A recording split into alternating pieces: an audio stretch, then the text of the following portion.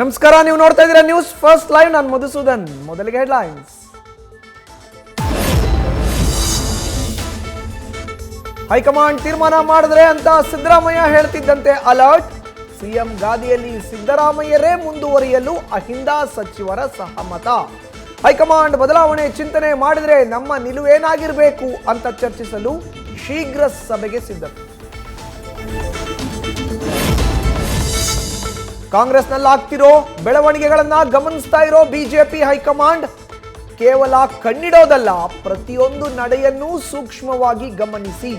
ಅವಕಾಶ ಸಿಕ್ಕರೆ ಸರ್ಕಾರ ರಚನೆಗೂ ಸಿದ್ಧರಾಗಿ ಅಂತ ರಾಜ್ಯ ನಾಯಕರಿಗೆ ಹೊಸ ಸೂಚನೆ ರವಾನೆ.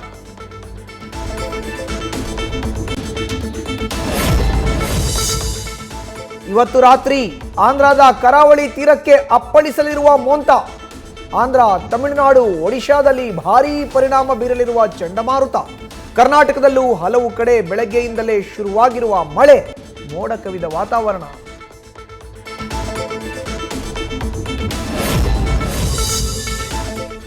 ನಟಿ ರಮ್ಯಾಗೆ ಪೋಸ್ಟ್ ದರ್ಶನ್ ಫ್ಯಾನ್ಸ್ ಅಶ್ಲೀಲ ಕಾಮೆಂಟ್ ಕೇಸ್. ಆರೋಪಿಗಳಿಗೆ ಬೇಲ್ ಸಿಕ್ಕರೂ ಬಿಡುಗಡೆ ಭಾಗ್ಯ ಇಲ್ಲ.